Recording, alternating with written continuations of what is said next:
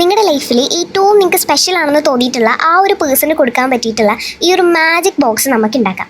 ഇത് ഉണ്ടാക്കിക്കൊണ്ടിരുന്നപ്പോൾ എൻ്റെ പണ്ട് ഞാൻ സ്കൂളിൽ പഠിച്ചുകൊണ്ടിരുന്ന ടൈമിൽ ഉണ്ടായ ഒരു അനുഭവമാണ് എനിക്ക് ഓർമ്മ വന്നത്.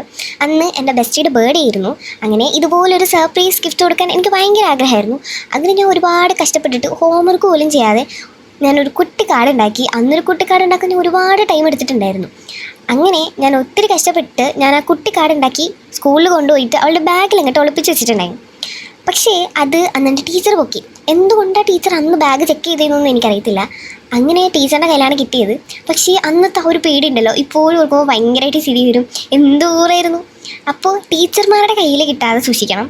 പുറത്ത് ഇതുപോലുള്ളൊരു തീപ്പെട്ടിക്കുള്ളിയും കൂടെ ഒട്ടിച്ച് നമ്മുടെ മാജിക് ബോക്സ് റെഡിയാക്കിയിട്ടുണ്ട്. ഈ ഐഡിയ ഇഷ്ടപ്പെട്ടാൽ നിങ്ങൾ സബ്സ്ക്രൈബ് ചെയ്യുക, ലൈക്ക് ചെയ്യുക ആൻഡ് ഷെയർ ചെയ്യുക.